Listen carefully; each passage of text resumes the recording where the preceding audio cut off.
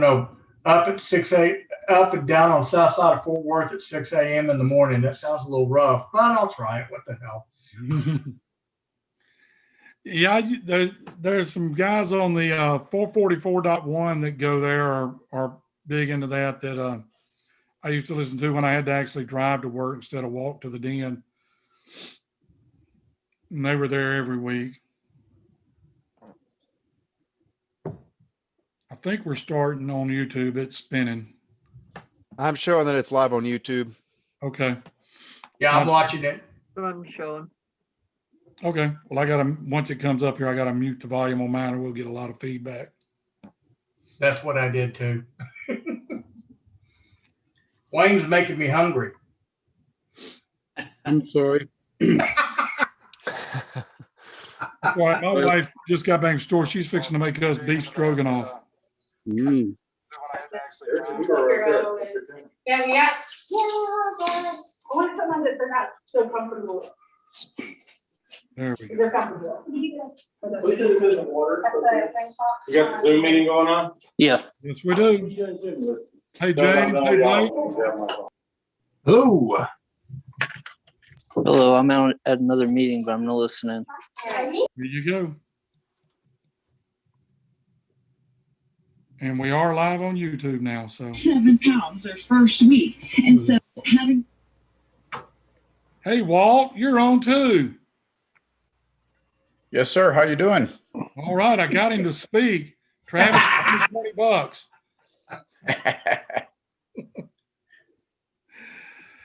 Hey, Tom, saw you in there. Hey. Wow, that's one of the bigger crowds we've had in a while with all this other stuff going on. Yeah. What a motley crew. Yep.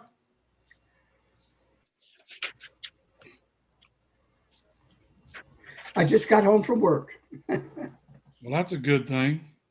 Yeah, I had to work at the office today. Okay.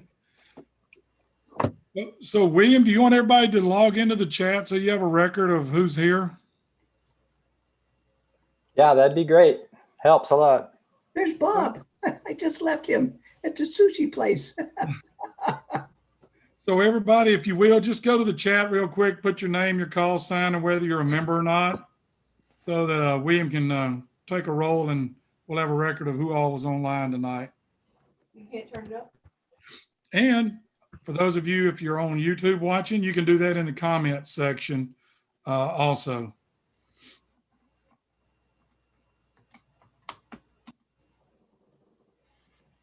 See everybody popping up. So all the members there, welcome Jack there, Jack Bryant. He's a Michael Freeman recruit. And he emailed me and wanted to know about coming to our meeting. So I sent him the invite tonight. So he's joining us tonight. And he's looking for a club to join. So let's all put on our best behavior and make sure he wants to join us. Absolutely. Well, thank you for letting me come. Yeah, you're welcome. We're always welcome. We always want more people to come. We're not a huge club. I think we've got about now about 80 active members. We've probably got 130 on the roll, but 80 active. We've got some good people. They'll help you with anything they can. And I was going to cover this later, but we have a Discord server. If you want a invite to the Discord server, anybody that's online that doesn't have an invite for that, shoot me an email, kb5wck@arrl.net, and I will shoot you an invite. That's where most of us hang out all day and all night and ask questions and show pictures and QSL cards and all kinds of stuff. So if you want to join the Discord server again, just shoot me an email and I'll be glad to shoot you an invite. We'll give it a couple more minutes because it looks like hopefully we'll have a few more join in. Jack, I'm the one on the repeater you were talking to earlier. That was your neighbor one street over. Yes, thank you. Thank you. I actually drove to get something to eat earlier and saw your street. I wasn't sure where that was. So we're gonna have to get together for lunch sometime or something. Absolutely. Well, if you're near Blake, you're probably near Rich also. Because don't you live near Rich, Blake? Yeah, I'm one kind of neighborhood over off the main street, but yeah. I was telling him I was creeping on his house because I walk by it all the time and see his nice array. Yeah, you can see Rich's antenna from Davis Road, but the problem is you can't get to his house from Davis. You have to go around the world to get back over there. So if your GPS tells you how to get there, just ignore it because it told me and I came up to a closed gate and it said you can't enter here. Hey, look, Dad joined. Rich lives in one of those rich gated neighborhoods. No, I was saying, look, Dad joined. Oh, One of the names on there is Dad. who is Dad? I don't see Dad. Who is Dad? Oh, there's Dad. All right, somebody on up. Who's Dad? No camera either. They don't want us to know. All right. Well, we got 23 going. So welcome everybody to the North Richland Hills Amateur Radio Club February 2021 meeting during COVID. We're glad everybody's here. If you're watching on YouTube, you're welcome too. We're glad you're with us. Like I said earlier, if you're just now joining, if you're on Zoom, log into the chat with your name, your call sign, whether you're a member or not. And if you're on YouTube, same information, but also if you're not from the area and you're watching from outside the area, give us your location just so we know where all we're reaching with our live channel. Just want to take a minute. Most of y'all know by now, but just want to take a moment of silence to remember John Park. He, sorry, I get a little emotional about this. He passed away on February the 16th. John was a very strong member of the club, always willing to help out, was teaching the extra class up until the point where he passed away. Always willing to help, participated in field day, helped us with the code on field day, got us some points there. So just want to take a moment of silence to honor John Park Winkler, K5 LTD.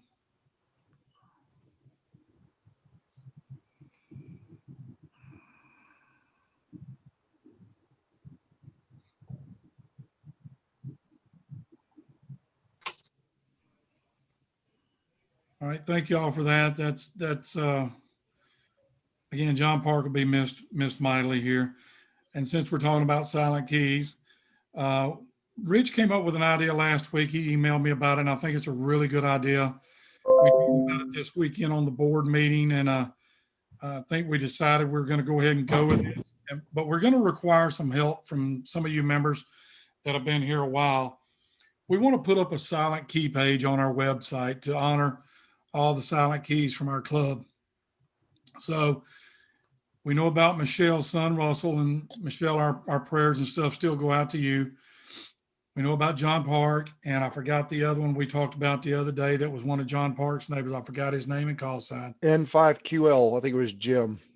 Yeah, N5Q. I remember the call sign now. So those are three that we know right off the top of our head.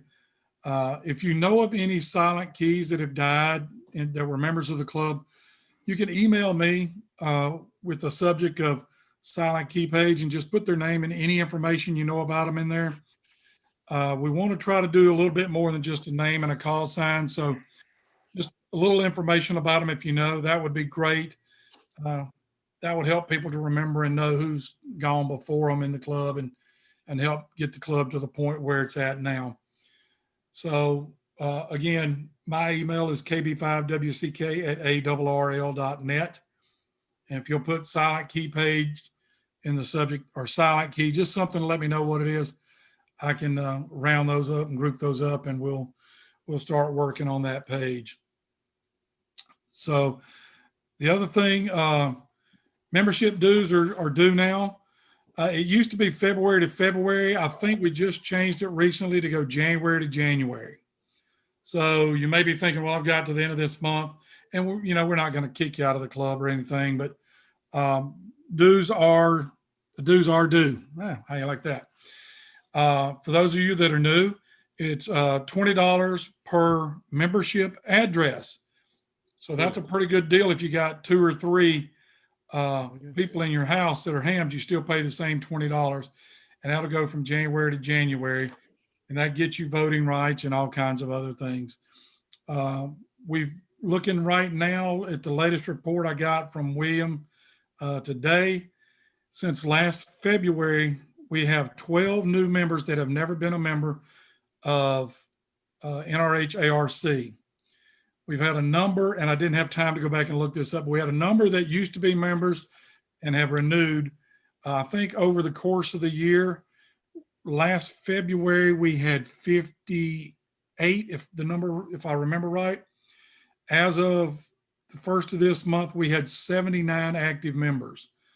So we've gone up 31 members in a year. Wow. That's a good growth, and that just goes out to everybody in the club working and reaching out to their friends, and when people reach out, being friendly to them and helping them and doing what hams are supposed to do, and that's help people learn the hobby and grow in the hobby. And I'm really excited and proud of our club for doing that. I looked a while ago. I got the wrong numbers on my paper here. As of right now, we have 18 people that are expiring soon, which means you are right at the edge. We have 102 that are inactive. That means they've gone well over a year without renewing, like I did last year. And I'm going to send out an email to all the inactives and the expiring, reminding them. Probably, if you're inactive, I'll probably offer the same deal we did last year, $10 for your first year to get you back in the club. And then we'll try to get, if we can get, we get those 18 back. Well, those 18 are counted in the active right now, but if we get another 20 or so out of that 100, that puts us right at 100 members. That's a pretty good jump in a little over a year. So I'd like to see us reach out for that. William, I don't know if Christina's online, but I can send her the list of the ones without the email address, and we need to get those out this year. I know we kind of drug around on that last year, and a lot of that's because I just didn't get her the names, but I'll get her the names and stuff this year, and we can get those out and maybe get some of those people back in also. Okay, we'll do that. So as everybody's aware, we had a nice little cold snap last week. A lot of our people were without power and water and electricity and heat and lots of things. Some of you had, sorry about rubbing my nose, but it's just itching me to death. Some of you had broken water lines and other things. And so we were talking this weekend at our board meeting, and there's some lessons learned that we really need to look at now, hopefully that the bad stuff's behind us. And one of the things that we looked at and we discovered this weekend was our 2-meter repeater was offline. It was simplex only while it had power, and then it went offline. So one thing we discussed, and I don't see the other Bob online tonight, but we need to get with him, but we're talking about putting a redundant 2-meter repeater up at the EOC. From my understanding, there's a 2-meter repeater up there. It's just off, and we need to. Nope. Not there anymore? No, there's never been one up there that I know of. I thought Ron said there was one up there. I have one that I bought a few years ago that would make a perfect one. We have one more antenna port. We would have to get an antenna and the repeater and put it up there. But I have a UHF. I don't have a VHF. But Okay. That up at the EOC, there is only the dual bands, the 220 and HF. Okay. Well, Hugh, will you get with Ron then? Because Ron's kind of spearheading that to see what we need to do to get one up. I had them run the coax from the room to go up to the roof. So there's a spare run there. There's just no antenna on it. Okay. Awesome. Jeff? How about using a UPS or maybe a solar, not solar, solar panel? So you got to keep the snow off of it. But I donated an inverter to the club, and somebody found a couple of batteries, and that's supposed to be up there to run it. Yeah, but it lost power long enough that didn't stay. So what we were looking at was try to get something at EOC if possible, because if anybody's going to have power, they're going to have it. Yes. And so that would, and just put another 2 meter up there and just change the PL tone. So if the normal 2 meter goes out, all you got to do is change the PL tone on your radio and you're back up. Because we had a lot of people without during this last storm and really no way to catch up with them. And we thought if we have, the 2 meter up, at least that's a repeater that can maybe get some word out to people that may need help or need water or need whatever. And we can kind of get out to them and get them some help. So we talked about the solar, but they told me that there was too much shade out at the water tower. Repeater PL 110.9. Hey, Jeff. Yeah. So how, if one was down, how would we know the other? How would we know it was down, and then know to change over to the other one? Or at that point in time, are we going to broadcast something, or is it? Well, we could send it out over Discord, but again, that depends on people having electricity and all that. Usually, no, I'm saying on the repeater. Yeah, well, if you key up the repeater and it doesn't come up, the obvious thing would be to maybe, and that's the other thing. We talked a little bit about getting up a disaster recovery plan for the club. Maybe that's something we need to document in there. Okay. If there's bad weather and you try the 2 meter and it doesn't work, change the PL tone to this and see if this one's up. Hey, Okay. Jeff? Yes, sir.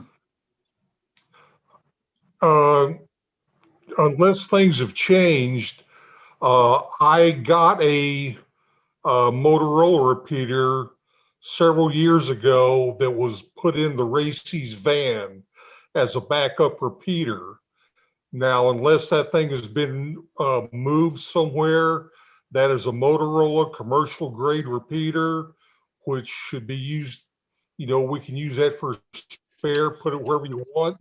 And that is available I donated that to the club. Okay. That would be a good idea. Like I say, if you're interested in helping with this, get with Ron, because I kind of tasked Ron Saturday to kind of spearhead to see what all we needed to do to get this up and running, because I don't want us to get caught with our literal britches down again because we can't communicate and not know if everybody's okay. I'm sorry, do I? That is a VHF repeater that I put in that van. Okay. We appreciate that, Glenn. So I see we've had. It should already be on the club frequencies. Okay. Okay, good. I see we've had some more people join since we started. If you've joined in the last little bit, please go to the chat and put in your name, your call sign, whether you're a member or not. And so we can have a roll of who all joined tonight. If you're on YouTube, do the same thing in the comment section. And if you're on YouTube, put your location so we know where you're watching from.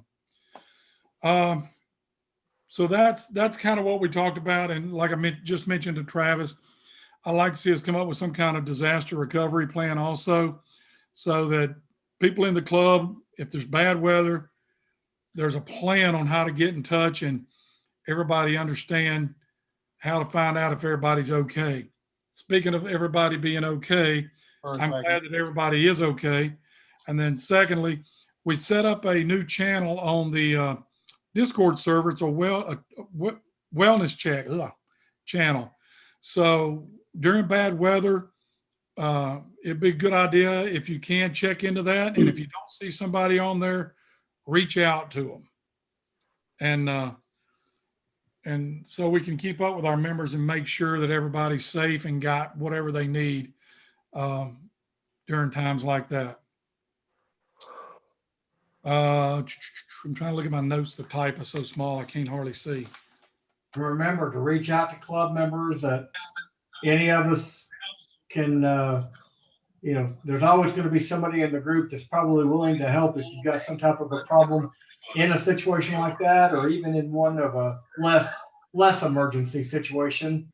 But, we're trying to build a good community here, so reach out. Yep. But in addition to looking at the Discord channel, we really need to pay attention to what's on the repeater, if it's there, even if it's simplex, because you can probably hear a lot of people even on simplex. Yeah. So that should be monitored as well. Good. Yeah, like I said, that's why I want us to come up with some kind of disaster recovery plan or relief plan, however, whatever you want to call it. So we can send that out to all the members so that everybody has a plan when bad things happen on how to get help or find out if anybody needs help.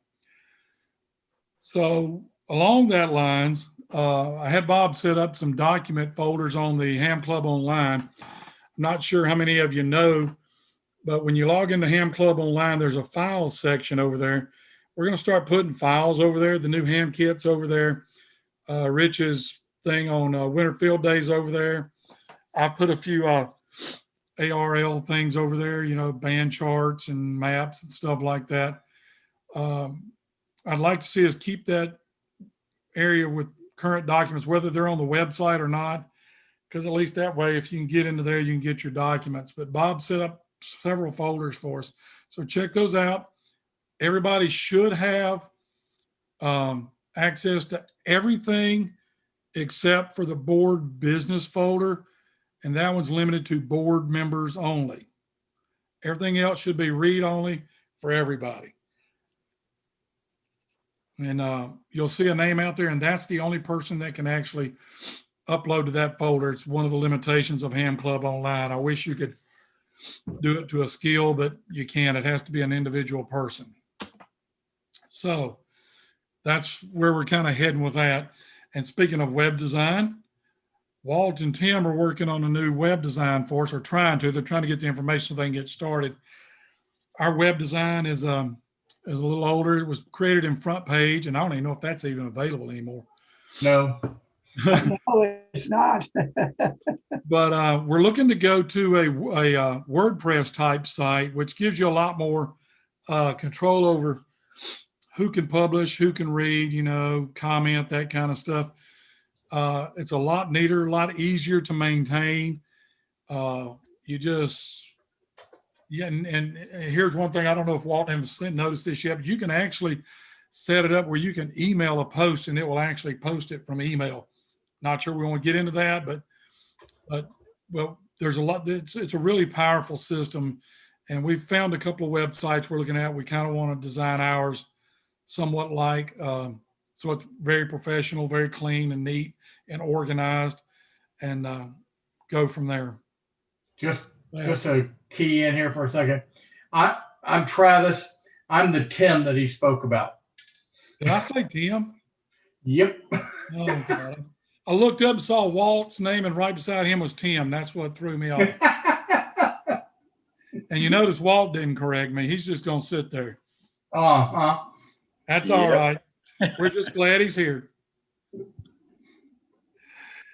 All right. So speaking of Discord, we've got a bunch of new channels on there over the last month, probably. That's a lot of them. Again, if you need an invite, email me. I'll send you one. I've talked about the wellness check. One thing we talked about Saturday also on the board is, and I think I created this channel today, was a technical library. So if you've got PDFs of manuals for radios, repeaters, stuff like that, upload them into that channel so that if somebody needs it, they don't have to go search all over the internet. They can just go to that channel and find it and get it. That'll be just kind of a one-stop repository for documents that'll help people with some Try things. to name them. Huh? Try to name them something logical. Yeah, just don't say radio manual. Say, like FT 1500M manual, something like that, just so we know what we're looking at. Because if I uploaded all mine, I'd be here all night. I got so many radio manuals, it's unreal. And I have to name them, because if I don't, I'll say, well, that's not what that is. So anyway, speaking of the new ham kit that I mentioned earlier, I think it's ready to go with revision 1. If you want it, email me. I'll send it to you. I think I sent it to Blake the other night when he joined. I don't know if he's had a chance to look at it yet, but look at it. If you find anything wrong or something else you'd like to see in there, let me know, because there will more likely be a revision 2. We got that from another club, and to be honest, I don't remember their name right off the top of my head, but they were willing to share it with us, and told us we were free to take it and use it however we wanted. So I took it, kept a good bit of their stuff in there, you know, modified it for us and added some stuff that some of our people wanted to see. So that's a good starting point for new hams, you know, like, hey, I got my license, now what? So that's kind of what this document's for. Explains a lot of stuff, gives you a lot of information, you know, brags about our club a little bit in there. So we're proud of it. We think we're doing pretty good here. So that's that. As a new ham, I could say that there was a lot of helpful information. Good. Big corner. Good. If you see something else, Blake, you'd like to see in there, some of you new hams, when you get it, you know, I have a question about this, let me know. We'll try to add it to it. I mean, it's at 23 pages now, but you know, big deal. It's PDF format. You read it on your computer anyway. So, you know, we talked about John Park passing a little bit earlier. One of the things that John Park did also for us was he was one of the net control operators for our Thursday night net. I'd like to see us get at least one to replace John, and probably a couple of more, so we can kind of spread this out and you can get some experience running nets. I'm not sure who all does it right now. I know Tim does it, Tom does it, Michael does it. Am I missing anybody?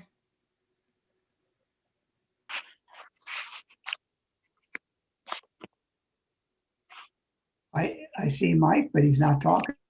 Yeah, I couldn't hear you, Mike, if you were trying to say something. His speaker's off. I think that's the only 3 right now that I know of. But if we could get at least one more, then you wouldn't have to do it but once a month. But it gives you good experience in running a net. And so I'd appreciate some volunteers for that. Sorry I'm late, Jeff. I was in a Cub Scout meeting. That's all right. We know where your priorities lie now. Well, I'm gonna have to jump off of here for the scout meeting that I'm at right now too. Under the microwave. One question: are we testing tomorrow night? No, I didn't get an email out and didn't get a session set up. So no, we will not be testing tomorrow night. Okay, because I've got a guy that just called me just minutes before this meeting that wants to test his tech. Okay. So whenever we can plan one, let me see if I'll get with you after this meeting. And okay, let me tentatively say maybe next Tuesday night if my VEs are available, or maybe even next Monday night, one or the other. I'm We'll see if we can do that. So I think we'll have enough. Okay. Well, let's see. Well, let me ask you this. No, let's see. I'm trying to think out loud. We're supposed to go help Jeff Robinson a little bit tomorrow. Do I have 3 VEs that's available, say tomorrow night at 7:30? Yes. Yeah. I can run it if you'll help me get it set up. Okay, yeah. Yeah, we can do it tomorrow night. That's 2. Yeah, I'm available. I'm available. Lowell, and help get it, and then I'll get whoever's going to help me. Just send an email out just to be sure, you know. Okay. All right, we'll do that. And if anybody out there in the YouTube world or else that's on the channel here wants to join, let us know, and I can tell you what you can do to join the session. It's no problem. All right, I'll see you guys and appreciate it, and thanks for letting me hop in there. You bet. Yeah, thanks, Take care, buddy. All right. We're just about good down to the good parts now. Our Lowell's leading our meeting tonight, our presentation tonight. He's doing a presentation on Lot W, set up for people that may not be on Lot W yet. He'll do that tonight. Next month, Tom, God, I can't see my writing here. Tom's going to do one on doing on a comparison of the high dollar VNA versus the inexpensive VNAs you can get off of Amazon. So that'll be a good one also. And then in April, Jeff P is going to do one on multitasking during using FT8 and how you can use that during contests to really up your scores. Oh, that's great. So that'll be a good one to have. And I know the answer to this question, but I'm going to go ahead and ask it anyway. Do we have any visitors tonight? If so, tell us your name and your call sign, please. I'm a visitor, Jack Bryant. My call sign, double check, I got it earlier this week. It's KI5NYV. Hey, welcome aboard. Thank you. Thank you for letting me join you. Yeah, not a problem. Anybody else? Have you sent him the new ham thing yet? Not yet. I just found out about him about an hour before the meeting. Oh, okay. Jack, no pressure there, Jeff. Yeah, well, I'll send that to you later, Jack, after the meeting.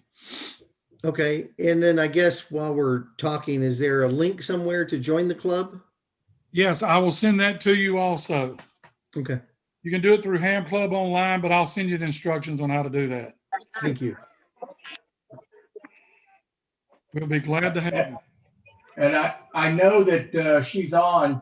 Amanda Harris got her tech license at the same time me and Walt did. She hasn't been a member, but I've talked her into joining. She's joined. This is her first meeting. She's actually only on phone, so she may not be able to. She couldn't put anything in the chat, so I put her in there. But she's on. So, hello, Amanda. Amanda, welcome.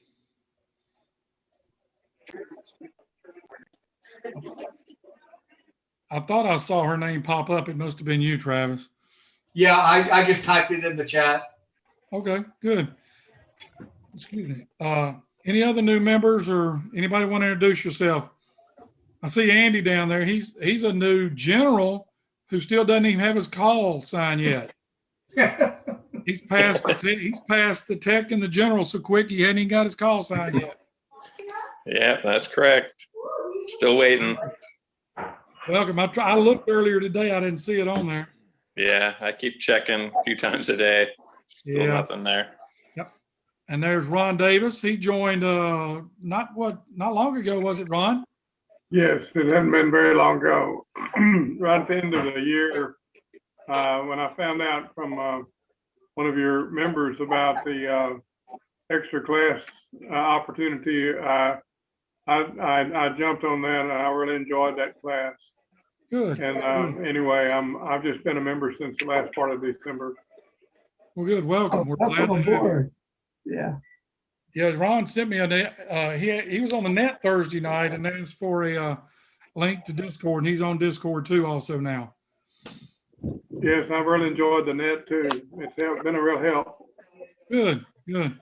Trying to look through, see if there's anybody else. Of course, we talked to Blake earlier. Blake's a new member. He's a neighbor of, somewhat neighbor of Rich's. Corey Carlisle is on here now. He's a new member. He's Rich's son-in-law. Yes, sir. Good afternoon, everybody. Good evening. You put up with Rich, but we're glad you're here. That's very, very true. And is your wife Nadine with you? Okay, Nadine is Rich's daughter. She's a ham, and she joined the club. They joined the club. She's with me. She's just driving right now. So. Okay. Have y'all joined yet, Corey, or do you want me to send you the stuff for Ham Online too? Yeah, if you'll send it out to me as well, and then it'd probably be good just put it on the general page on Discord. Probably not a bad idea, but I'll send that. I may just put it on the general page tonight, so that it'll be available to anybody that's on here who wants to join. Let me scroll through my list here, see if there's anybody else. I'm gonna miss somebody. I know I am. So, am I missing somebody? Tim. Yeah. There we go. Can everybody hear me? I got a face with a name. We hear you, Tim. I found out about I'm a transplant from Chicago. So hey, when we were getting ready to moved down here, we were talking to Jeff's wife. Actually, she was helping us find a house, and she mentioned that you know because I asked about ham radio clubs, and she mentioned this one. I'm like, that's great. I said I was looking for a club to join anyway, so. Been down here since October, and Winter decided to follow me, and I'm getting a restraining order so everybody can relax and won't come back. Yeah, we did all right during the power outage. We were just cold. We've been through this before as far as cold back home. So, but you know, no frozen pipes, so everything worked out great. And I'm just looking forward to being active. I was in a club back in Chicago, the Wheaton Community Radio Amateurs, and so I'm just looking to learn more. I'm planning on buying a new rig in the next couple of weeks, and I got one set up now, and the antenna actually works, and I can transmit. So I'm real happy with that. Because back home, I had it around the ceiling of my second floor office because our landlord would not let me put anything outside. So transmission was horrible. I was never making contact with anything, so I just gave up and just sat and used it to listen to shortwave. And as soon as we moved down here, I'm like, I'm setting up an antenna because I didn't go through all this to get my general to not be able to use it. So my son and I strung an antenna in the attic, and it's all been working real well. So now that you're a general, you're ready to start studying for the extra. Yeah, I was actually thinking about that the other day. I think I'm going to go for the extras just so I can get those extra privileges and everything like that. So there you go. Hey, Tim. Yeah. I'm originally from Chicago too. I used to live in the Arlington Heights area. Oh, okay. And then I bought a house in Wooddale. I lived on an acre of land, and that's where I was actually first licensed back in 1978, I think. Wow. Something like that. Yeah, I was from the LaGrange and Western Springs area over there. And I've been down here now since my company transferred me here in 1985 from South Dakota. Wow. Yeah, I came down here because my second oldest and his wife had a baby. So since I've got a grandchild, I figured why not? There you go. All right. What we do for our grandchildren. Mm-hmm. Yeah, I had my grandson over yesterday. It was family dinner time, and he's about 14, 15 months old, and he loves to go look at all my equipment here. So I figured I should have him maybe an extra class by the age of 6 or something, maybe. There you go. I told my granddaughter I'm going to make a ham out of her, and I got the side eye from my daughter-in-law. So, but yeah, it's great. Grandchildren are awesome, and I still can't believe I am one, but a grandpa. But it's been cool. You don't even look 20 years old. Pardon me? You don't even look 20 years old. At where I do I actually do tech support work, and I get customers who tell me, "Wow, you sound like you're about 25." I'm like, "Yeah, I had about 30 years," and you know, I got kids who are older than 25, but yeah. Well, I appreciate it. It makes me feel a lot younger, so that way I can tell my son to knock it off and quit calling me an old man. So. There you go. Well, we're glad you're here with us tonight, Tim. I've been wanting to meet up with you and put a face with a name. All right. Any other visitors or anybody wants to introduce themselves for the first time tonight? Yeah, it's Bob Shillow here. I'm relatively a new member, a little over a month. Tom got me involved with the club, and another ex-Chicago person also. Been down here for 26 years, but I lived in Palatine for 10 years. So good to see some ex-Chicago people on our neck of the woods there. Yeah. So Bob, it's Tom's fault you've spent all this money on radios. Is that right? Oh, Tom is like a disease. He's like worse than the COVID-19. All right, we're going to get through a few things real quick, and then we'll let Lowell have his time to do his presentation. Well, I'm glad to see all these Illinois people moving down here. I'm from Central Illinois, Decatur. So hey. I know the area. I'm not going to say anything being a native Texan, but okay, let me just rephrase it. Welcome. That's about as far as I'll go. Hey, I've been here for 47 years. Wow. I'm native now. That's a long time, Michelle. You must have moved when you were 2 years old, huh? Yeah, right. All right, so we had our meeting last month. We were supposed to do our holiday party, but unfortunately, Mr. COVID prevented that. So we just had an online meeting and just kind of did a year-end review and a look ahead for that meeting. Unfortunately, I did not record that one. Sorry, but we did draw for prizes. We gave away 3 prizes last month. Rich won the Moby Linked TNC, which was a nice one. It was actually donated in a roundabout way from mobylinked.com. They sent me an extra one and didn't want me to send it back. So, okay, I'll take it. And then Michael, W5MBF, won the mini VNA. And then Travis, the treasurer of all people, won the gift card.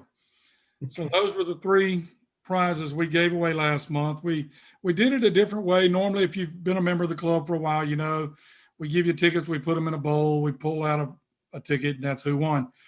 I found a site called wheelofnames.com. And so instead of putting names, we just put everybody's call sign in there. And then we would spin it and it would pull up a call sign and that's who won. So I think that's a really neat way of doing that. It's a lot easier than drawing tickets and trying to read the small print, at least for me. So that's kind of a brief overview of what we did in January. Travis, you have anything for us on the treasurer report? You would ask me just after I put it on mute and had my hand away from the button. No, I am working on getting them all. I'm gonna post them all up to the Ham Club online, since I have a folder there. And so I'll probably be posting the last year's up there and starting to post the new ones up there. Everything's looking good. We're doing okay money-wise. We with the stuff we were talking about the other day with the repeater, we've got some money to help us out with some of that and all. And I've been processing everybody that's put in their new registration. So other than that, nothing really big going. Unless there's something else you want to know. No, it's fine. Just kind of I think you said it was like, what, $2,800 or something like that we have overall? Yeah, we're right at about $2,900 in there right now. Okay. And So we're looking pretty good. Yep. COVID's kind of killed everything because we don't get the 50-50 draws for a little extra money and other things. But we will hopefully be meeting again soon in person, and we can get back to doing that. Tom, you have anything you want to share with us as VP? No, not really, except, I'll be working hard to make sure I get the presentation on time. Okay. Coming up. For those of you who are new or visitors, I will say this about Tom. If you're interested in a mag loop antenna, he's your guy. He can tell you how to hook it up and he can tell you how to build it and make it work really good. So, and then I don't see Dave on here tonight, but Dave Rootson is another member. If you want to learn about satellites, get with him. He's our satellite guy.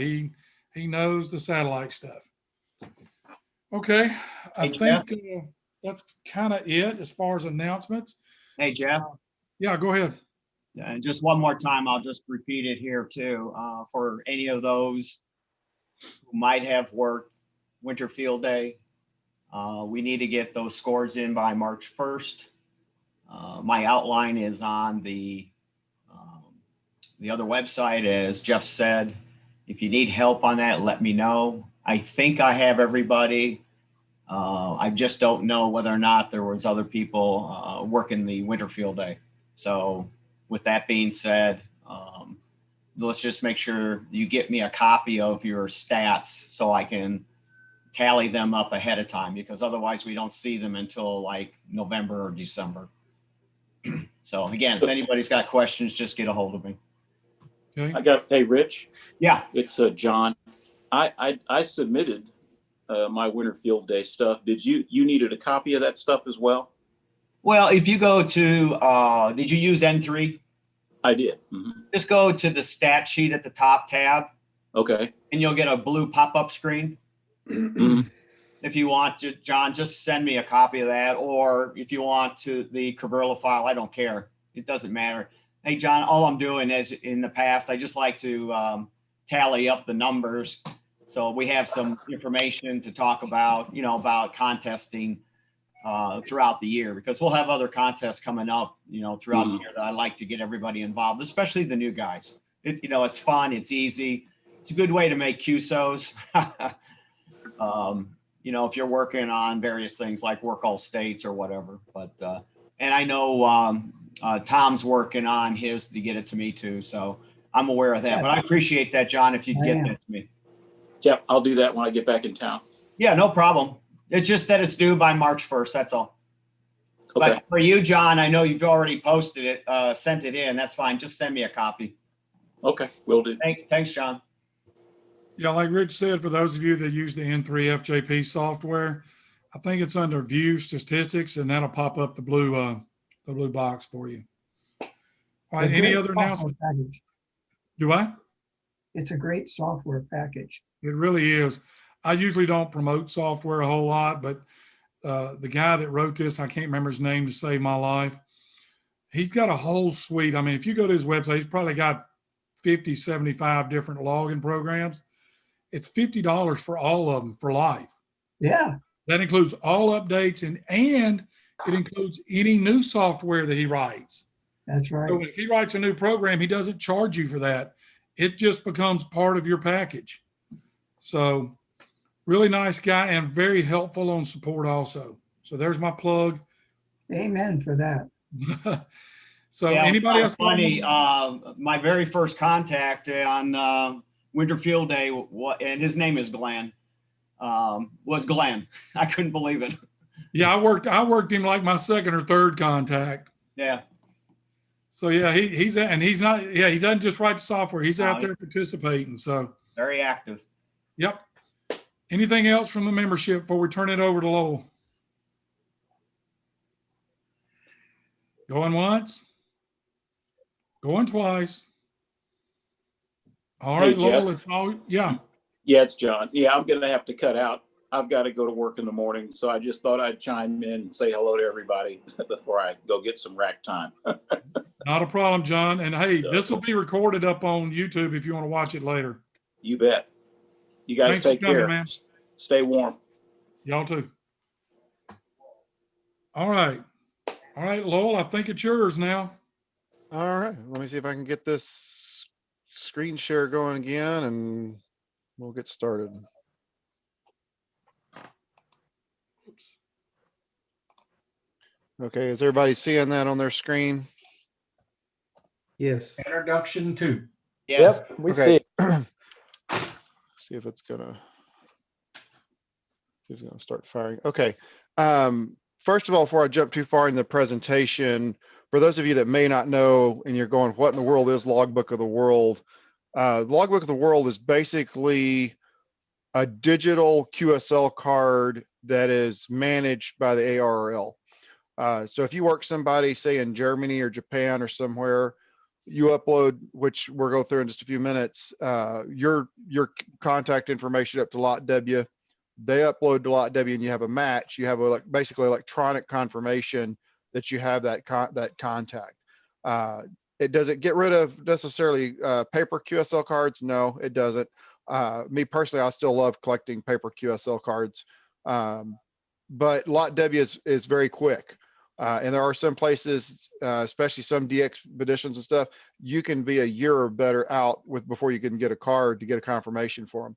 Where with LotW, it's usually within a few weeks, depending on the location. Sometimes it can be instantaneous. But just kind of as FYI of what is LotW and why would you even be interested in getting started with LotW? All right, let's jump into the presentation. On our agenda tonight, we're going to go over TQSL, LotW certificate, logging into the LotW for the first time, the N3GFP software, uploading and downloading to LotW, the HRD software, uploading and downloading to LotW from there, and then a little bit about LotW directly, And then last but not least, we'll talk a little bit about the QRZ logbook. This is by no means in depth. This is kind of just an overview. Feel free to stop me if I get too fast or something doesn't quite make sense.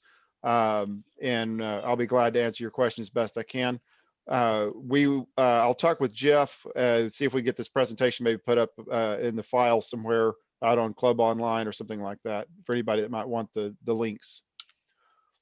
First of all, we're going to talk about the TQSL. First step in the whole process to get started with Lot W is to download the TQSL software. There's a hyperlink for it. Basically, you can go out on Google and look up Logbook of the World, and you can find the TQSL software. But there's the hyperlink for it if you want to briefly look at that, or it'll be available in the presentation if we can get that uploaded. From there, you're going to run the TQSL software, the executable, and this is basically what you're looking at once you run the executable file. To start again, first thing you do is click on the call sign certificate, which is right there. And then there's going to be a little drop down that'll pop up. I couldn't get a capture of that. I apologize, but it'll be a request new call sign certificate from the drop down menu. That's what you'll be looking for next. And this is what it looks like. From here, you'll fill out your call sign, your DXCC entity, where for all of us, we of course the United States. The next line is the first year or the first QSO that you made under that call sign. So if you have a vanity call sign like I do, it would be the very first, basically the day of when you were granted the vanity call sign. Set that as your start date. If you have an assigned call sign, just whatever the day you got the assigned call sign, put that as your start date, because that's when the certificate that you're requesting will go active as of that day.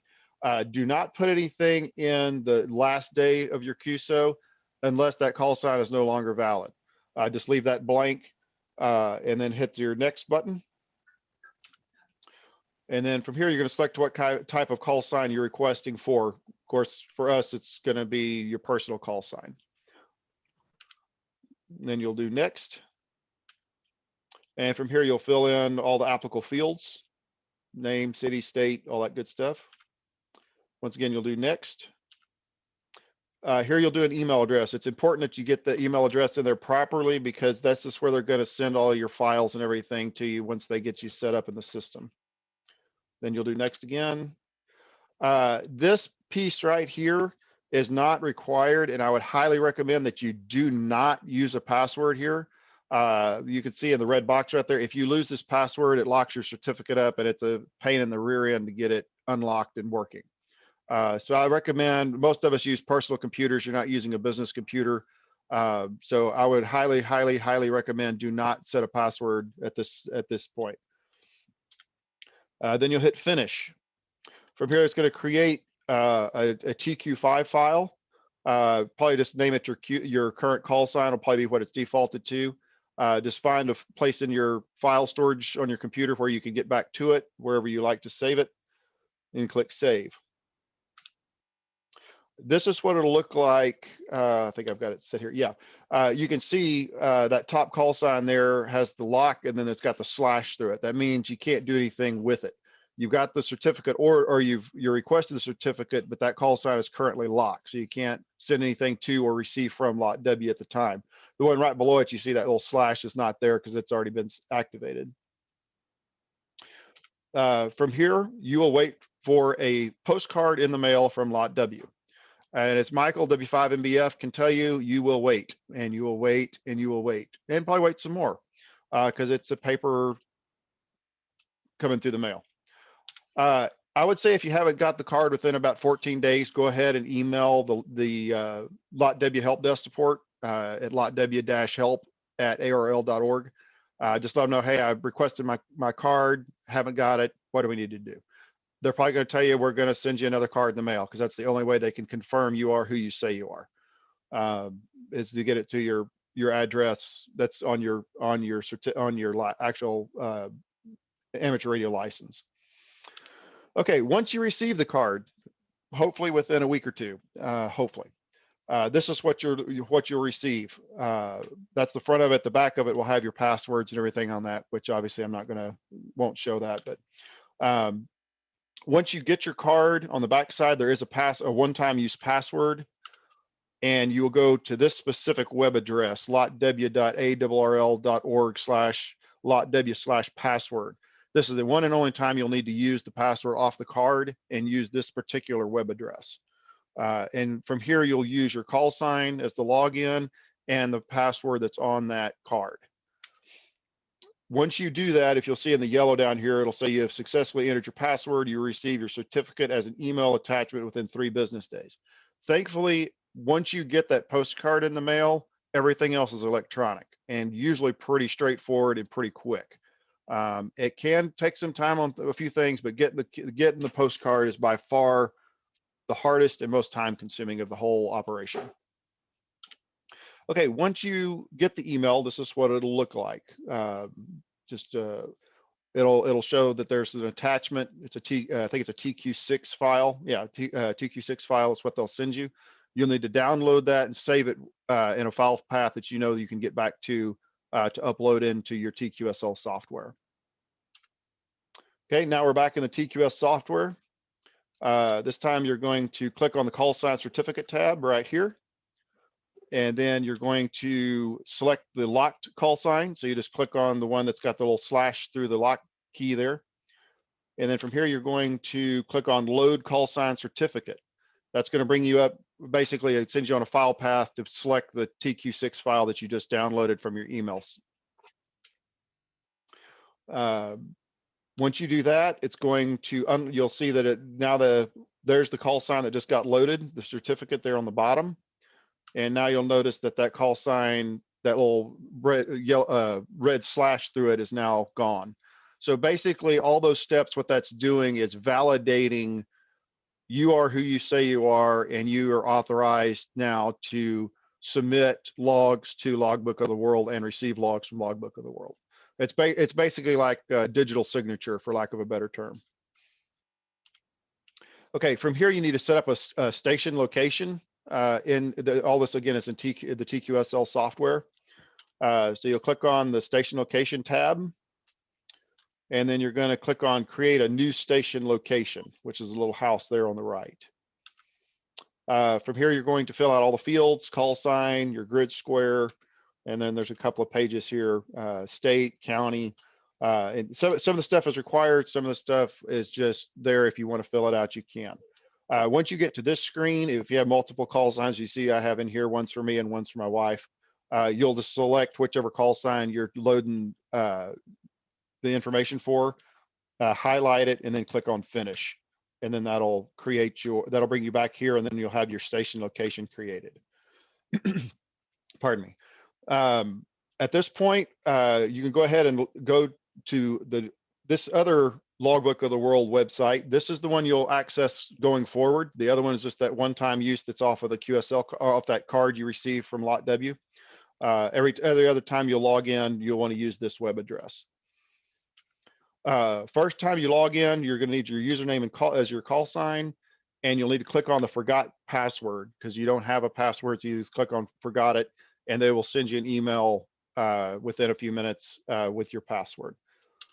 That password is changeable. Once you get the password via email, if you want to go in and change it to something other than the generic system they give, or generic password they give you, you can change it to whatever you like. I'm not sure exactly what the parameters are, whether it's got to have uppercase, lowercase, how long it's got to be. I'm not sure exactly what the parameters are, but it'll let you know once you're in the software. Okay, now we're going to kind of switch gears just a little bit. That's the setup process of LotW, as far as getting your certificate, being able to submit logs and things like that. Now I'm going to talk a little bit about the N3 FJP software, as you heard us talk about earlier. It's basically a logger. It's very in depth, but for today it's going to be real basic. But step one is you can go out to his website, download the AC log, and I can't remember. I think he offers you like 30 days free, or a certain number of QSOs, and then you have to pay for it. And it's if you can do individual pieces, or you can do the whole suite, whichever way you want to do it. But once you get that up and running, you'll open the software, and this is how you'll basically get his software talking to LotW or excuse me, his software talking to your TQSL file that you just created, which will then talk to LotW to sign your calls, your logs out to the logbook of the world. So you'll click on the e-logs, which is located right here. And then there'll be a drop down and you'll select LotW from that drop down menu. And it'll bring you to this screen here. You'll need to fill out your username and the password that either LotW gave you or the one that you created. That's not the one on the card. Again, just to kind of reiterate, the one on the card is a one-time use password. Everything else is either the email that LotW sends you with the password or whatever you change it to. After you put in your username and password from the section right here, you'll need to select from the drop down the location that you created in the TQSL software. So if you run mobile, if you're going to do parks on the air, something along those lines, you can create a new entry for each one of those, and you just select whichever one you're currently uploading logs for. Then you'll need to select your TQSL, the executable file, which should basically be pretty defaulted to that C programs x86 trusted TQSL. You can click the little browse button there on the far right and just find the path to your TQSL software, and then it'll get you ready to go. And as far as setup for N3GFP, that's all you have to do to get it talking to Logbook of the World. Okay, now we'll briefly go over how you upload. So you got everything, got all your QSOs in N3GFP software. Now you want to push all those QSOs up to Logbook of the World. You will again, you go to lost my train of thought. I'm sorry. You'll go to that same path. Let me back up here for a second. You'll go to the e-logs again at the top of the page. And then this time you'll just go right here. You see the little red box, and you got several different options. You can select from your logbook. You can select, like if you got 6 or 7 that you want to upload, you can just grab those 6 or 7, and then you can click on the select from the main menu. You can do all the contacts that haven't previously been uploaded, which is there in the center. Or if you've never done it before, it's your first time, just do your entire log, because you're going to want to push everything that's in your logbook up to LotW. I would not suggest doing that unless it's your first time. Anything after that, I would just click on that, just reach up there and click on that all contacts not uploaded, and it'll just grab, say you've worked 20 stations since the last time you did an upload, just reach down there and grab those 20 and push them up instead of constantly re-uploading the same ones over and over and over again. As far as downloading, so you want to go out to LotW, grab what they say is out there and pull it down to your logbook so you get your confirmations in your logbook. It's very similar, just over here on the next side over. And you can do, again, you can do, since your last download, as you can see, my last download was on the 30th of November. You can do everything. You can do all confirmed, or you can do the whole, or you can do all data, which again, I guess would grab everything that LotW has out there for you. Any questions just before we step around? Because that's pretty much N3GFP's software. Any questions so far? Nothing that you have to address right now, but I just was going to ask, so if I had this like on a laptop, and then would you ever want to have it on multiple machines or just one? Or I wouldn't see it hurting to do it on multiple machines. Like, for example, if you have it on your laptop and you want to put it on your desktop, you could just go out there and download, say, do all your logs since 1212 and 1901. I don't think anybody's quite that old. You just reach out there and click that button on your laptop, and it'll pull everything off of LotW and put it on whatever device you're currently on. Okay. Lowell. Yes. This uses a Microsoft Access database, so you can just copy the database from one machine to the other. Okay. Yeah, I don't. Actually, I've got mine actually writing to my OneDrive, so it's in the cloud at all times, and I can access it from any machine. Okay. That's a good idea. All right, thanks. Do what, Travis? I said it was a good idea. Yeah, I'm sure there's a lot of I'm sure there's some backups in there too that are integrated in where you can tell it to back up to certain files and whatnot, just so you don't ever lose all your data. Right. Yeah, it has a backup selection in there. Okay. Yeah, I didn't want to go quite that deep into everything. So that's using the N3GFP software. Now we're going to kind of shift gears. If for those that might use HRD, which is Ham Radio Deluxe, we'll kind of go over a brief overview of how you set up Ham Radio Deluxe again to talk to your TQSL file to push logs up and down from QRZ, or excuse me, from LOTW. So step one, of course, you launch the program. Then you're going to go and open your logbook in HRD. And then you need to select one or multiple QSOs. If you just got one or two you want to do, you can highlight however many you want to push up to the log. But you need to at least select one for the setup process. And then you're going to click on the tab right here for logbook or LOTW upload. And this is the same process you'll do when you're actually pushing logs, but we're just going to go ahead and go through the setup side of it, but you go through the exact same process when you want to push a log up to LOTW going forward. You just don't have to have, because all your parameters will already be loaded in there. You just got to load them the first time. First step is to click on this default right here, and that should grab the login and the upload file paths automatically for you. Then you'll need to input your call sign for the username and then the password for LOTW. And then again, you'll need to click on these three dots right there and select your TQSL executable file path, which it should be pretty much defaulted to that program's 86 trusted TQSL, unless of course you're a computer guru and you want to update that when you first load the TQSL software. Then you'll need to select your station location from the dropdown, and you're ready to go. From there, you would click on, and the ADIF files and the TQ8 file, I believe that auto-populates. I could be wrong. It's been a long time since I've done that, but I believe that information auto-populates from your other input data. And then from here, you would click on your upload tab there on the bottom right. And going forward, anytime you're doing a push, all that information at the top is already there. You just click on the upload button and it pushes it for you. Okay, and then going to flip over to the download side of things. Same process. You're going to launch HRD, open logbook, and this time you're going to click on the tab for LOTW download. Again, click on the default, so it'll grab that login and the download information, username and password, and then you have to grab that file path for the ADIF file. And then you're going to set your parameters down here at the bottom. You have a couple of options here.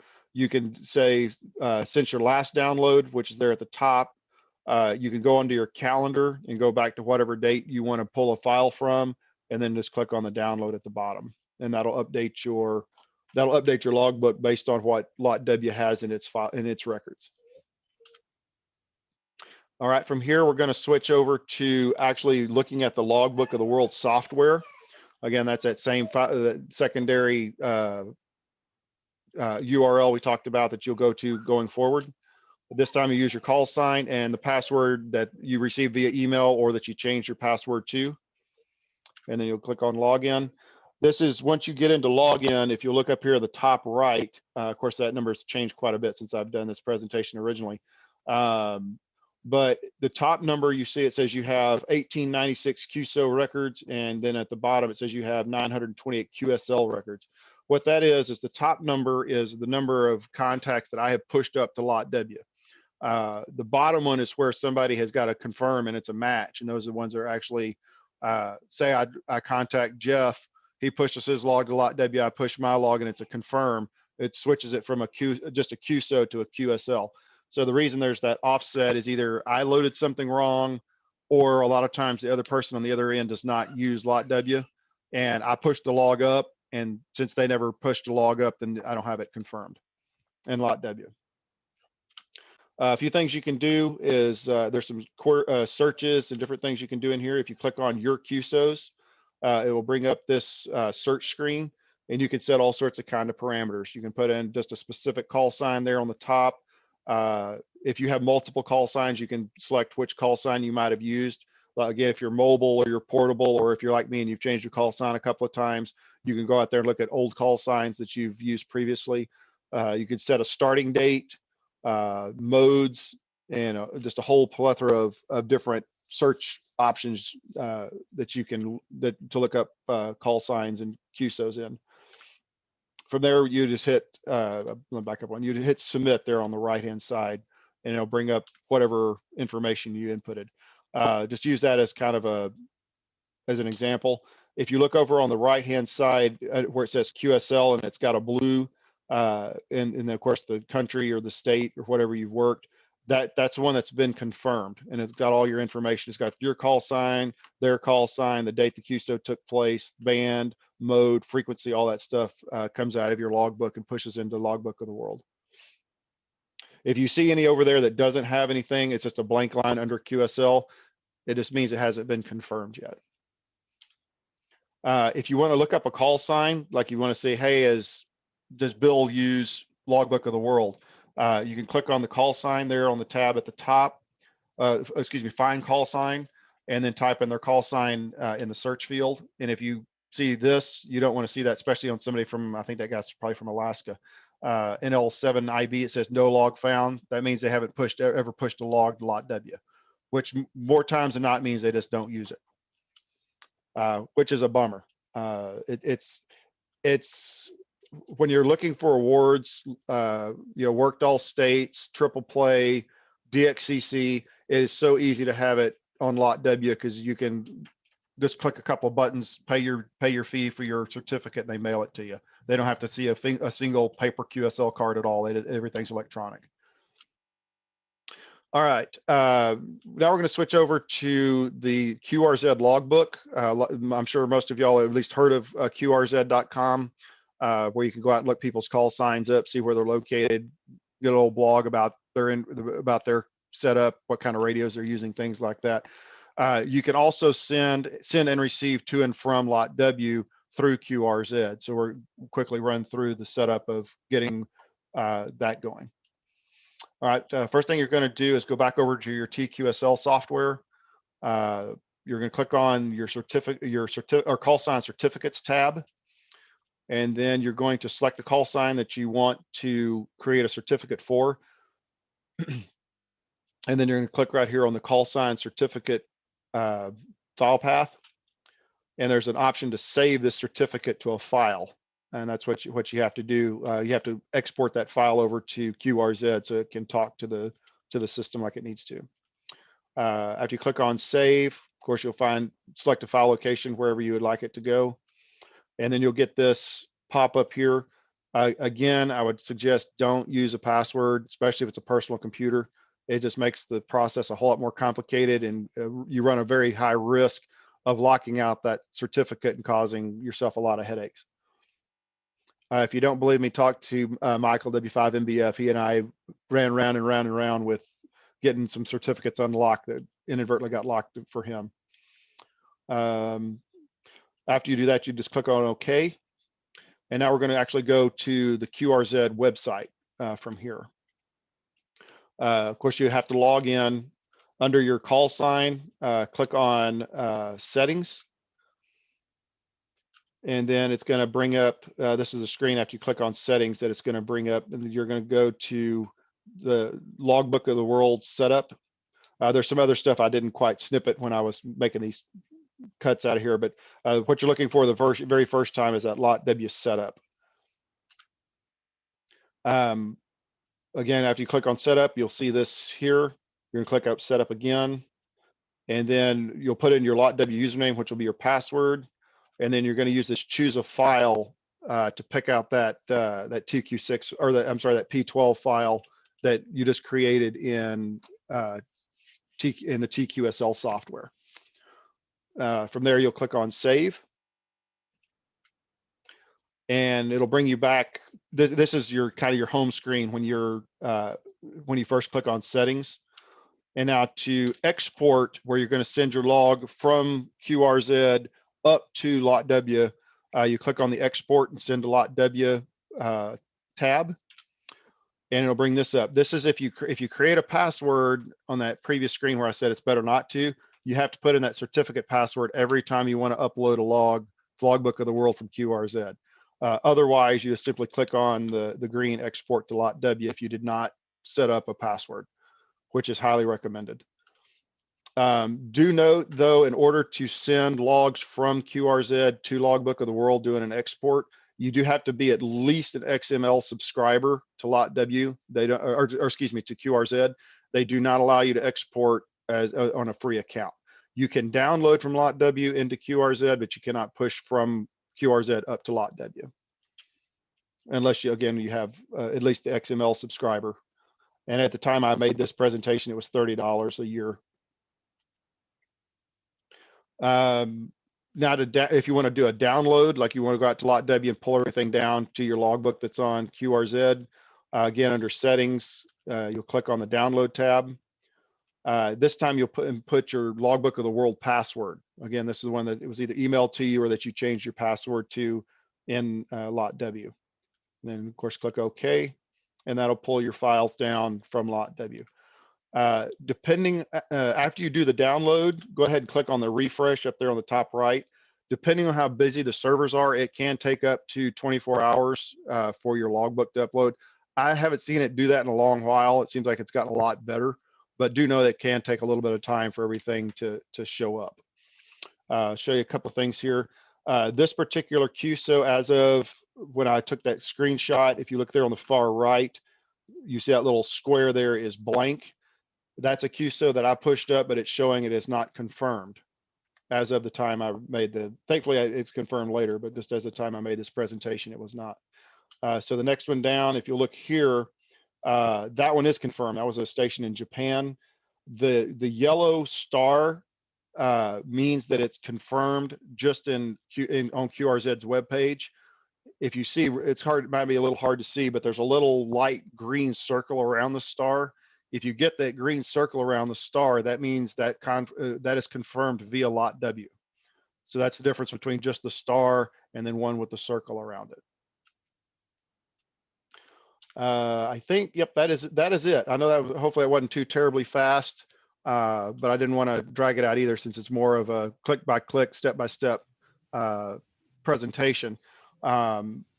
Is there any questions, comments, anything I can help you figure out? I have a question. Can you use the same certificate for QRZ as you do for the other software? It's once you get the certificate from Logbook of the World, yes, it's used for all the different platforms. Use that same certificate. It all just routes back through your TQSL software. Okay, because I use Log4OM and push to several different logging platforms. Yes, yeah. Once you get that TQSL set up, then you should be able to push to anything. Any of those software should work similar to what we have here. Yeah, now you might take a look at Log4OM too. Okay, that's kind of a neat platform. You can push to like 6 different platforms from there. You said log and then the number 4 OM. Is that correct? That is correct. Thank you. Anybody else have any questions or thoughts or concerns or anything we can help you with? Lowell, I have a question. Yes, sir. With all these different logbooks out there, why have so many logbooks? I guess the easiest answer to that is why I have so many cars on the road.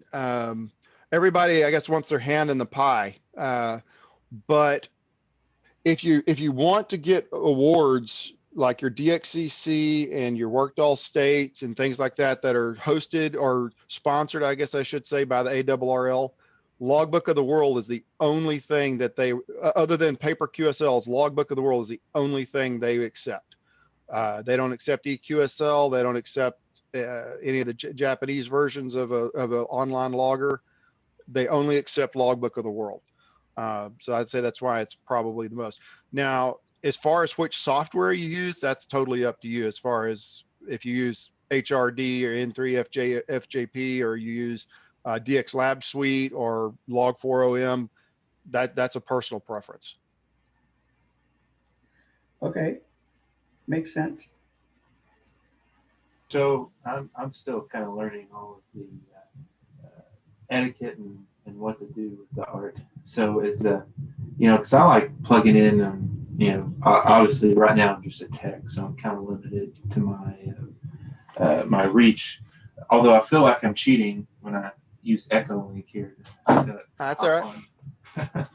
But is the kind of rule of thumb to anytime I make a contact, I've kind of had like a little book that I've been kind of going and writing down call signs. That's just no matter what mode or whatever, you just want to log pretty much every contact that you hit.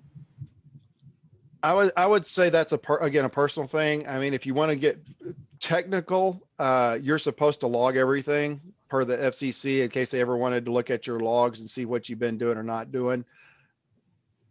For just general chit chat around on a 2-beat 440 machine, I don't worry about logging it. Now, I think I've got my first 10 or 12 QSOs. I probably have them logged in a paper log somewhere.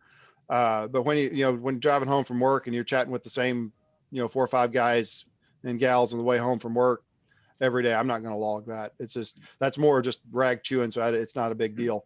But if you catch somebody that you haven't talked to before and you want to remember who they are and keep record of it, yeah, by all means. Okay, thanks. There is something to be said about that, what Lowell just said. Especially when you're working FT8 or FT4, you might get a response from the other party, but typically a lot of people require a Roger Roger or a 73 for a complete QSO, but that's not true for everybody. Point in case, I've been working Ascension Island, which is kind of a rare island, on the various bands. I have contacted them now over the last couple of weeks on 4 different bands on FT8.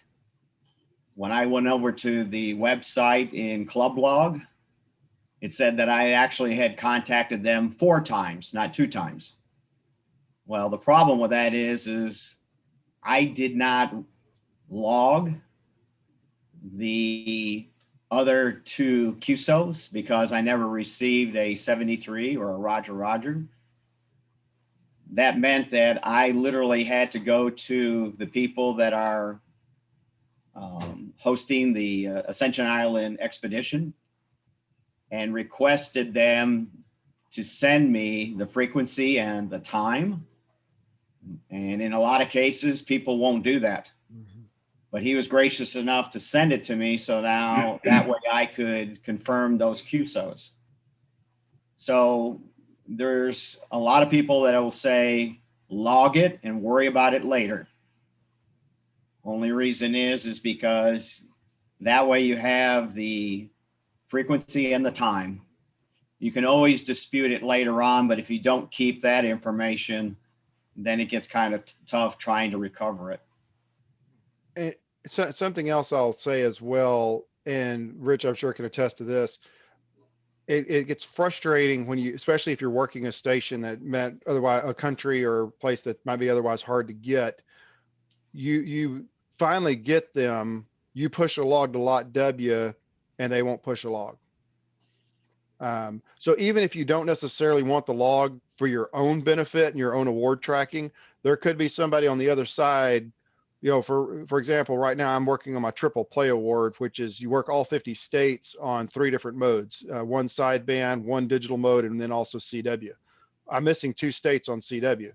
And I think I've even worked one of those 2 states like 3 or 4 times, but because they don't use lot W, and that's specifically a ARRL award, and it can only be confirmed lot W, since they don't use it, I don't get that QSO counted.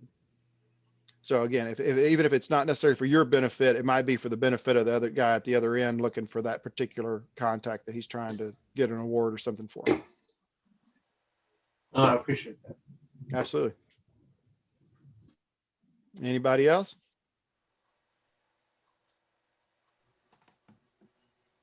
All really good information. Really appreciate it. Now, if I can just get an antenna and get connected and get out on the air, I'd be doing great. There you go. And of all the process, probably getting that card in the mail is probably the most cumbersome of the whole process. Everything else can be pretty relatively easily fixed. But on those day expeditions and foreign countries and stuff that you have a hard time finding, those are the best ones when you do get the card in the mail, because they're really. Oh, absolutely. Absolutely. Well, with that being said, also, if you do get a lot of these expeditions, they don't upload to Lot W. There is another path which helps support the expenses of the expedition, and it's called OQRS. And when you go to their website, there may be a link there that says go to OQRS. And at that point, it will pop up. If you put in your call sign, it'll pop up your contacts. At that point, you would put in the time and date. They would validate it. That's done electronically. And then you can request a card, and you could get it one of two ways. You could get it by direct mailing to your house or through the bureau, which might take a year or 2 years or who knows how long. And there is potentially a charge to that. So it might be, $3 or $4. But on the flip side, if you try to mail something to them wherever they are, wherever their home base is, if let's say it's in Poland or England or whatever, the postage alone back and forth using a self-addressed self envelope is probably going to equivalent to that anyway. So it's kind of an easy way of just clicking on it, just pay it up front, and then you'll get it in the mail. But with that being said, they may never confirm it through Lot W. And a lot of times, if you do that, they automatically confirm it in Lot W almost like the next day. So these are just little things that you kind of have to learn, especially if you're chasing things like DXCC.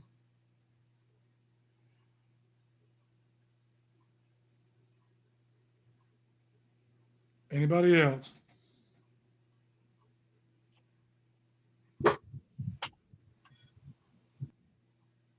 Lowell, that was really, really good, informative. Just one little point back to the N3FJP software. The AC log that he showed that you download, if you buy it by itself, it's $29.95, I think.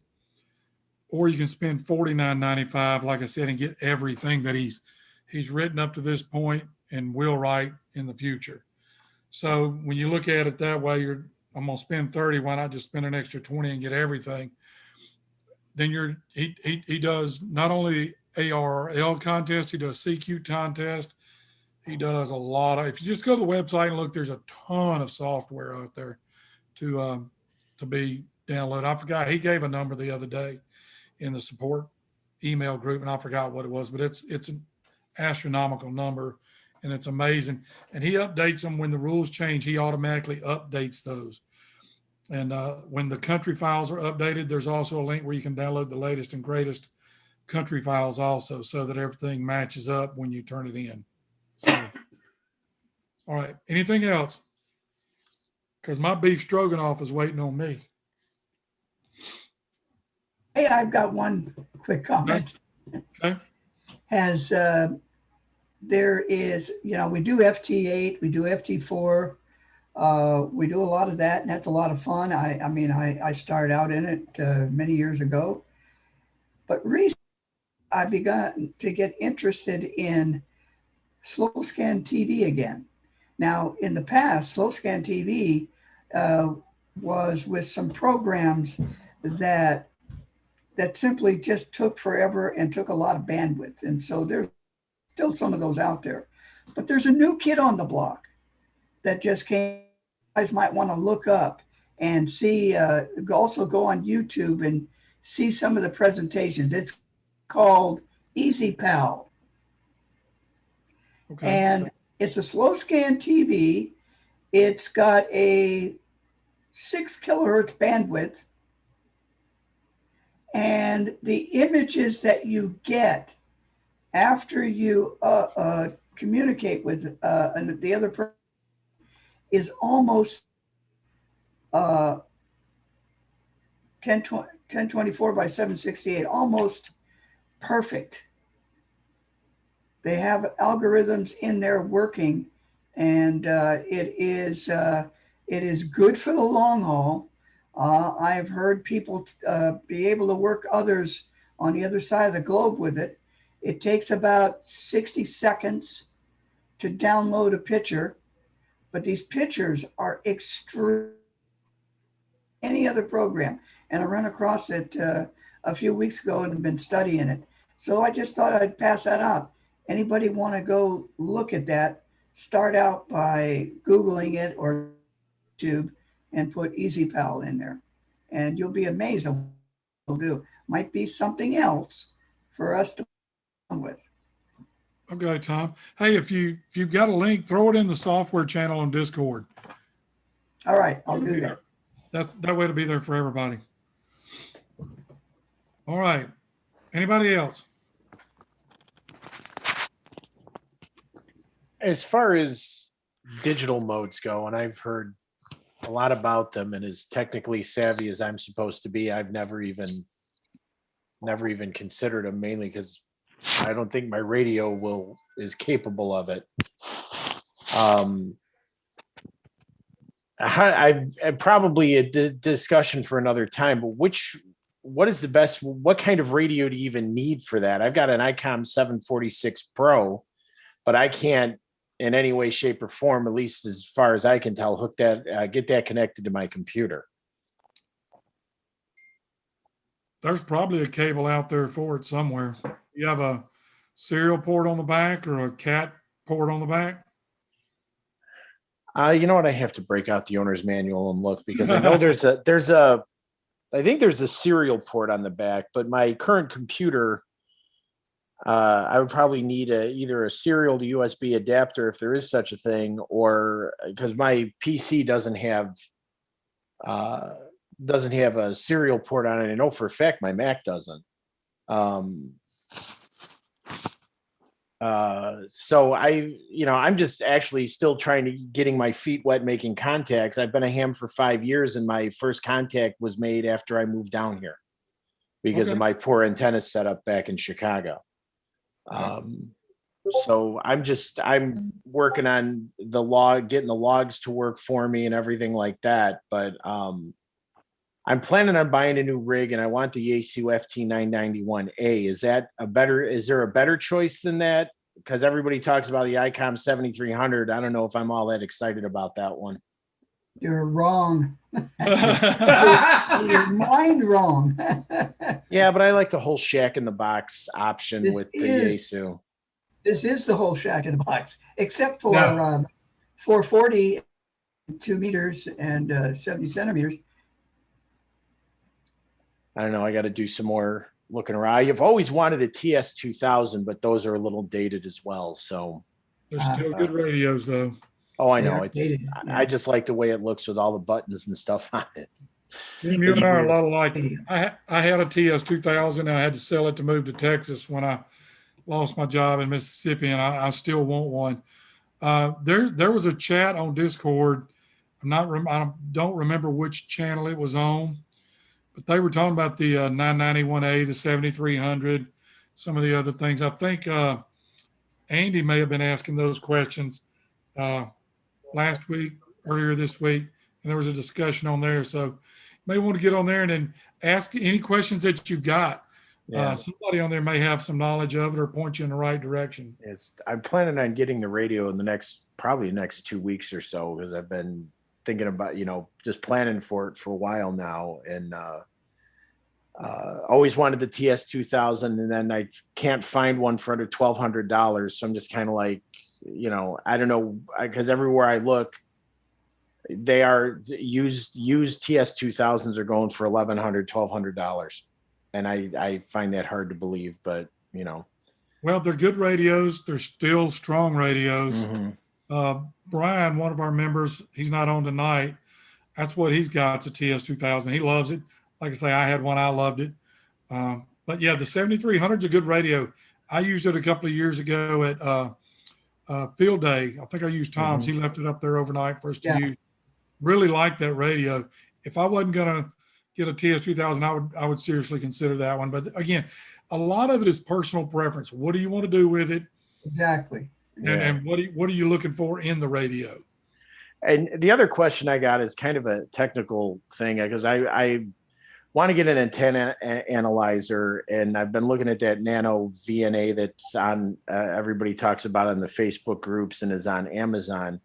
Because when I'm using my radio, my SWR is like 1. I kid you not. I key up the mic, that meter barely moves. So either the antenna's lying to me or something is just going incredibly well over here. Are you on sideband? Yeah. Then you won't get any movement on the meter until you talk. Okay. So yeah, but when I'm talking, it doesn't really move beyond like 1.1 or something. Then you got a good match. Just count your blessings. Yeah, I got an off-center fed dipole in the attic in the shape of a C, more or less, because I don't have enough room for 67 feet, straight out. Right. Did you say it was an ICOM 746 Pro? Yeah. It looks like there's a couple of accessory ports on the back of that. Oh, okay. And you can, for about $20, you can get a kit or build an interface to do audio connections to that. You just need something to isolate the couple transformers, isolate the audio, and an opto isolator for the push to talk part of the circuit. You can tie it into a sound card on a computer or a fob. I also have a software defined radio that I think can be used as a pan adapter for the Yaesu, and that's kind of wanted to do something like that because I work for Apple. I'm tech support, senior level tech support, and but man, when it comes to this radio stuff, I just want to, I'm kind of a Luddite when it comes to it because it's like, oh man, do I got to deal with computers here too? There's a lot of magic there.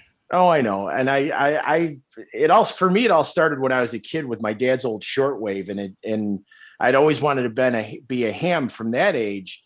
But, and then when I got older and I worked for a fire department as a dispatcher, a couple of our lieutenants were ham operators, and they're always encouraging me to get in the hobby. But, it was the code it was before they, still had the code requirement, but also it was just the expense. And my first wife was like, I'm not having any radios in the house. So, that kind of did that one in. But then finally, it's like a few years ago, I was like, I got the time and money. I said, I'm going to do this now because, the kids are all older and I don't have to worry about them anymore. And at least not their day-to-day needs. So, I started getting into it and got back into shortwave and stuff. So I just want to learn more and do more because I kind of feel like I'm just spinning my wheels a little bit. Yeah, usually YouTube's your friend there. Yeah. Somebody's usually done it. Yeah, at least once or twice. So yeah, and Tim, feel free to get on Discord, like I said, and just ask the question. Somebody will have an answer, or somebody will point you to an answer. Okay, and one more technical question. I built a broomstick antenna for shortwave listening. Right now, it's just leaning up against the wall in the house because I try and figure out how to mount it outside without making the neighbors or the property managers mad. I get a heck of a lot of noise specifically on 40 meters. On my ICOM, the S meters, it's 7 to 9 constantly. But when I first moved down here, got the antenna in the attic, I was on 40 meters every night with no problem. It's been like the last 2 months, and I, for the life of me, don't know where that noise is coming from. I don't think it's inside, but I'm not 100% sure about that yet. Start turning things off. Yeah. And I've tied toroids and ferrite beads to the broomstick antenna coax, and it really doesn't do much to reduce the noise level on the shortwave. And I don't know what to do for the ICOM. I can't use 40 meters. It's that bad. Yeah, well, fluorescent lights are horrible. Yep. I've heard LED lights are not good. I haven't seen any issue with that myself, but if you've got a fluorescent light, turn it off. Yeah, some of the LED lights use inverters too that are noisy. What about solar panels? Start walking around turning stuff off. Because I know there's some houses in my neighborhood, and a couple of them not too far from me, that have solar panels. And I've heard that the one of the components to the solar panels or to the charging of the batteries or whatever is a big problem. They'll have inverters on them. Yeah, it could be a noisy inverter. Yeah, and I hit boards in the room with you. Pardon me? You have any wall warts in there for small devices? Oh God, this is my work office too. So I've got 2 computers, a monitor, I've got a scanner, I've got adapter, I've got wall warts all over the place in here. Wall warts are also notoriously noisy also, so. But a lot of these same things were in my office, have been in my office since I've set this up, and also when I was living back up in Chicago, and I never had the noise problem until like the last 2 months. So I should go and plug the cat's litter box. Maybe that's the cause of it, because it's the electric litter box. It's the only other thing I can think of that's new over the last couple months. So, and if you live near a transformer, it could be a bad transformer. There's lots of things that can cause noise. You just have to start hunting and pecking. Well, guys, I'm gonna have to call it quits. My dog's about to bite my leg off to take her for a walk. So y'all all have a great night. Enjoy your dinner when you get to it there, Mr. Jeff. Great talk, Lowell, and talk to y'all soon. See ya. See you, Travis. Unless anybody else has got anything else, I think I'm gonna knock it off for the night. I got something. Go ahead. Hey, Lynn and I are looking forward to some of y'all coming over to our antenna party tomorrow. We did go to Sam's, get some cookies. They already pre-made. They did not have any cookie dough to make any cookies, but we got cookies and water, and just come through the house, go to the backyard, and we'll feed you cookies. All right. I'm gonna try to make it, Jeff. I don't know if I will or not, but I'm gonna try. It shouldn't take too long. It's just putting the antenna up. It should be only about 10 to 15 minutes. I have one Cat 5 cable that has to come off. That the rubber boot has to be cut because it won't fit into the waterproof connector, and I can't get the router to work, so I need to plug that in. And then I need to test the tri-band antenna. Lowell's got a meter that we're going to test it out, and then just put it up on the mast. And then I'm hoping to have somebody to look at the HF antenna. I think the control wire has got a short in it somewhere, but like I said, it shouldn't take too long to fix that one either. So maybe 30 minutes at the most, unless we get yakking too much. It's not like we don't like to talk. All right. Anything else? All right. 73, everyone. Thanks for attending. And Corey and Jack, I'll try to get that out to you tonight. It may be first thing in the morning, because I got to go eat some supper. I'm getting hungry. And we'll see y'all all on Discord, and see you on here next month. All right. See everybody. 73. 73. Good night. 73. 73s.